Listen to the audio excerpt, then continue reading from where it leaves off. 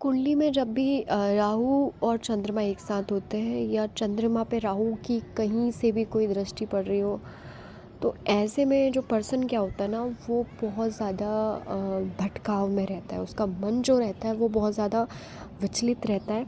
कभी दिमाग में कोई ख्याल आ रहा है, कभी के दिमाग में कोई ख्याल आ रहा है, और डर ज़्यादा पैदा करता है ये कंजक्शन।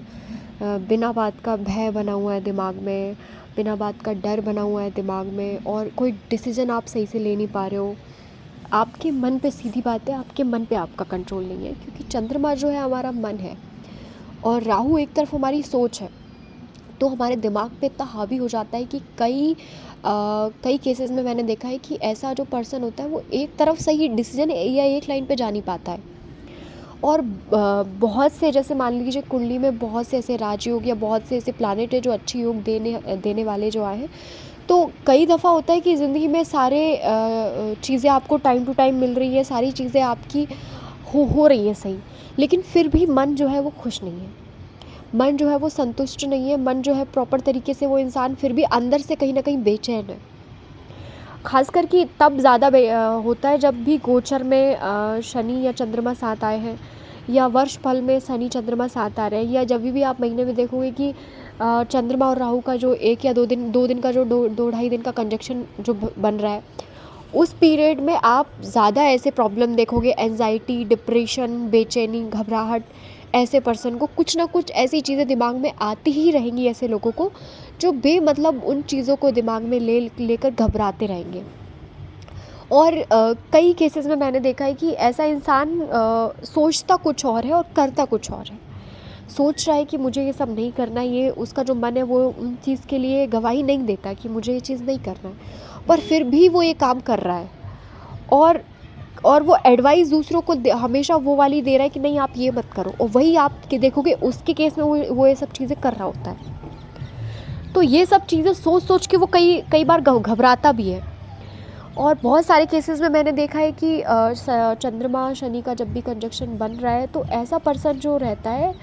वो रिलेशनशिप वाइज भी मैं देखूं, वैसे इस पूरी कुंडली एनालाइज करने के बाद समझ आता है कि आप रिलेशनशिप या आपकी मैरिड लाइफ कैसी रहेगी। पर क्योंकि चंद्रमा हमारा मन है, और जब हमारा मन कहीं ना कहीं से ख़राब हो जाए, जैसे कि मन पे एक तरीके से राहु का जो है जहर चढ़ जाए, तो जीवन में कुछ भी चीज़ हो वो हमें अच्छी नहीं लगती। तो ये इसका इम्पैक्ट हमारी मैरिड लाइफ पे, हमारे रिलेशनशिप पे भी ऑब्वियस सी बातें पड़ता ही पड़ता है। तो इससे हमारे रिलेशनशिप भी डिस्टर्ब होते हैं। ज़रूरी नहीं कि मैरिड लाइफ में ये आपका डिस्टर्बेंस करेगा, ये आपके आसपास का माहौल है, आपके रिलेशन है, आपके और भी अदर जो रिलेशन है बाकी लोगों से, आपकी फ्रेंडशिप हो गई, आपके कज़िन्स, आपके रिलेटिव्स में आपके रिलेशन हो गए, आपका स्पेशल बॉन्ड हो गया, आपका कुछ भी हो गया, उन सब में भी ये कंजक्शन कहीं ना कहीं से कुछ ना कुछ प्रॉब्लम क्रिएट करता ही है। ऐसा इंसान एक अलग ही भ्रम में रहता है। अगर कहीं से भी इस पे जैसे गुरु की दृष्टि पड़ जाती है, गुरु का जो है योग पड़ जाता है, तो आप बहुत हद तक इससे रिलैक्स पा लेते हो, या बहुत हद तक ये जो कंजक्शन है उसका असर बहुत हद तक कम हो जाता है, पॉजिटिव वे में चेंज हो जाता है। लेकिन कहीं से भी अगर राहु कंजक्शन राहु अगर चंद्रमा आपका राहु से पीड़ित है, तो ऐसे में ऐसा इंसान जो रहता है, मैं ये बोलूँगी अभी तक जितनी कुंडलियाँ मैंने देखी हैं, सारी चीज़ें कुंडली के जो पॉजिटिव साइड है वो भी पर्सन को मिल रहे होते हैं, लेकिन फिर भी जिस हाउस में ये बैठता है, ये कंजक्शन जिस हाउस में है, उस हाउस से रिलेटेड चीज़ों को तो ख़राब करता ही है। जैसे 7th में अगर बैठा है, तो आपकी मैरिड लाइफ, आपका रिलेशनशिप डिस्टर्ब करेगा ही करेगा ये। लेकिन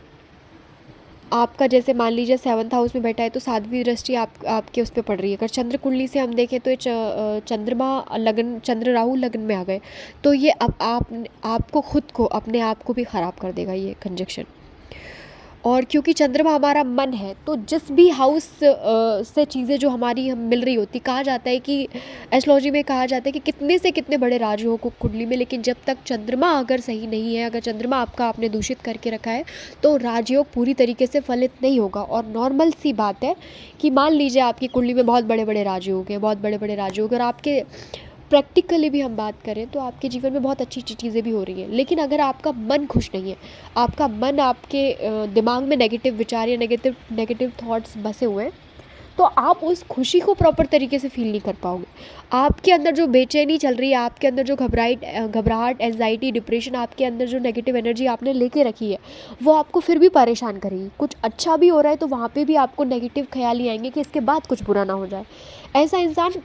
फ्यूचर को लेके बहुत ज़्यादा चिंतित रहता है। चीज़ें अभी की ना सोचकर वो ये ना हो जाए, वो ना हो जाए, ये चीज़ें ज़्यादा सोचता है। तो बड़े बड़े राजयोग भी अगर चंद्रमा आपकी कुंडली में कहीं ना कहीं दूषित है, ख़राब है, तो वो फलित इसीलिए नहीं होते क्योंकि पहला जो चीज़ है हमारा मन, अगर हमारे अंदर पॉजिटिव ख्याल है, पॉजिटिव थॉट्स है, हमारा ऑरा पॉजिटिव है, तो जो नेगेटिव चीज़ें भी हैं हमें पूरी तरीके से नेगेटिव नहीं पॉजिटिव ही दिखाई देंगी।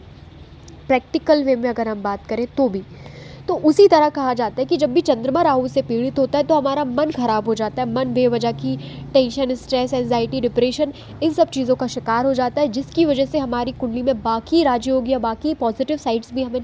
नहीं दिखाई देते। और ये जिस हाउस में बैठते हैं उस हाउस को तो ख़राब करता ही करता है, लेकिन ये पूरी कुंडली को भी कहीं ना कहीं इस पर इसका इम्पैक्ट जो है वो पड़ता है, क्योंकि चंद्रमा हमारा मन है और मन का असर सारी चीज़ों पे होता है कहीं ना कहीं, चाहे आप किसी भी हाउस से रिलेट कर लें। तो इस कंडीशन में जब भी चंद्रमा जो है राहु से पीड़ित हो तो उसके जो भी उपाय हैं, उसके जो भी चीज़ें हैं, वो जिसकी भी कुंडली में ऐसे योग बनते हैं वो उनको करते रहने चाहिए। इसके उपाय की बात जो है वो हम अगले वीडियो में करेंगे। अभी फ़िलहाल जिनकी भी कुंडली में कंजक्शन बन रहे हैं वो सबसे पहले तो एक बार कमेंट में ये चीज़ बताएं कि क्या क्या उनके साथ जो है वो क्या क्या चंद्रमा और राहु की युति से क्या क्या चीज़ें उनके साथ घटित हो रही है और किस तरीके से उनको ये प्रॉब्लम जो है उनको दिखाई दे रही है। उसके बाद हम इसके जो है उपाय की बात करते हैं कि कैसे हम अपने चंद्रमा और राहु के कंजक्शन में, इस कंजक्शन को जो है वैसे चंद्र ग्रहण बोला जाता है, इसको कैसे हम पॉजिटिव साइड या इसके कैसे पॉजिटिव रिजल्ट हम जो है वो लें। ऐसी कंडीशन में कई बार हमें चंद्रमा को मजबूत करना पड़ता है, यानी हमारे मन को मजबूत करना पड़ता है। तो हमें ऐसी कंडीशन में हमें चंद्रमा के उपाय ज़्यादा करने चाहिए। ठीक है, अभी हम आगे की वीडियो में चंद्रमा के उपाय और राहु और मून का जो कंजक्शन है उसके उपाय की बात करेंगे कि कैसे आप इसको ठीक कर सकते हैं। ठीक है, अभी के लिए आप जिसकी भी कुंडली में कंजक्शन या जिसको भी ऐसी प्रॉब्लम्स हो रही है वो सबसे पहले बताइए, ताकि हम आगे उपाय की बात करते हैं। और आप चैनल को जो है वो सब्सक्राइब ज़रूर कर लीजिएगा ताकि हमारे साथ ऐसे बने रहिएगा, ताकि हम आगे जिनकी भी कुंडली में से योग बन रहे हैं उनके उपायों की